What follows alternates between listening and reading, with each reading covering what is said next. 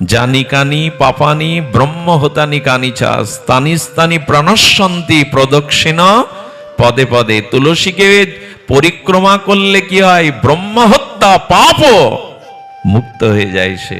আচ্ছা, পরিক্রমা কেন? তুলসীকে ঘিরে পরিক্রমা করতে হবে কেন?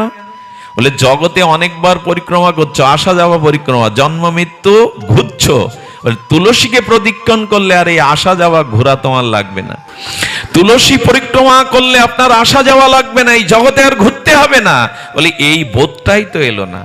ছেলের গলায় বেশ চেন দিয়ে দিই, তুলসীর মালা দিয়ে দেয় না। বিশ্বাস করুন, আমরাও তো ঘোরাফেরা করি সারাটা জীবন এই তিলক। এর যে সম্মান তা যদি দেখেন, এগুলি সম্মান, এগুলি আপনাকে রক্ষা করে, এগুলো রক্ষা কবচ।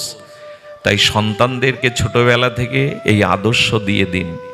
তুলসীর শরণ না নিলে, তার আশ্রয় না নিলে আপনার ভগবত নিষ্ঠা বা ভক্তি নাই, এটা প্রমাণ হবে।